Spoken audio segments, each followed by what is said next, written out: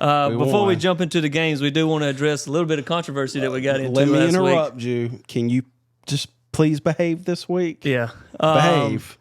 So we called Chris Phillips out last week for his... I called Chris Phillips out. You did. You're part of the show. You shared it a lot, so you were pumping it out there. No, I'm with you. Anyway, we called Chris Phillips out last week, or I called him out about being the worst Gamecock fan of all time.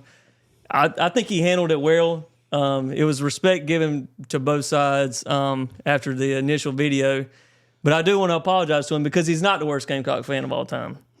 The South Carolina student section... They are the worst Gamecock fans of all time. I think Zeb's got the picture of them, yeah. You're trying to alienate the whole fan base. This is before the fourth quarter of a tie ball game. Yeah. I don't care if you're 2-6, how the season's going, whatever. Like, first of all, you get these tickets for free. Mm-hmm. You come in there basically just to punch your ticket so you can keep getting the tickets, and then you just walk out. Another thing is part of the upper deck. Yeah. That student section as well. Exactly. And they took those tickets away. And here's the other thing is... Did your brother stay the whole time? He stayed the whole time. Well, he didn't stay till the final second. Oh, no. But he left after the game was in hand, after the Stone Trent's one of the problems. Well, he's one of the problems. He wasn't one of the ones at the fourth quarter. That's what happens but when here's you the have other that thing is logo like, on your chest. Years ago, it was the students wanted to get back out to party or whatever else. Yeah. Continue drinking from tailgating. You can have alcohol in the stadium now. I mean, you can go and buy it. So that's not really... Students ain't got no money. They didn't have to pay to get in there like everybody else. Yeah. So, but as far as the worst Gamecock fans of all time, it would have to be the students. It's not Chris Phillips anymore. Well, I will comment on the whole situation last week. We all have different ways of how we want to be a fan. Right. Some like to view the season as glass half empty. I choose to be a glass half full type fan within certain...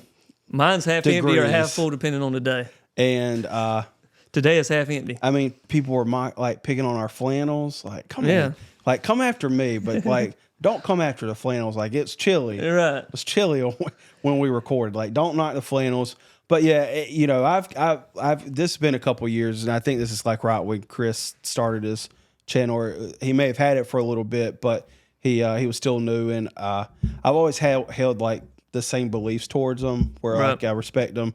I sometimes disagree. I think he's just a little bit more negative, and you know, my thing is like just stand behind what you say. Not talking about what led you to call him out last week, but there's just certain things that happen or certain things that are tweeted that sometimes gets deleted. But no, I have no issue with them on a personal level or a professional level. Like I told you and some other people, I have more respect for him now after his response to our video than I probably did before. He still didn't find any joy. No. Well, there was. I will agree with him this week. There was nothing to find joy about. You got to win, and we'll talk about that in a later segment with the Gamecocks. But there wasn't much to find joy about. I have to agree with him on that.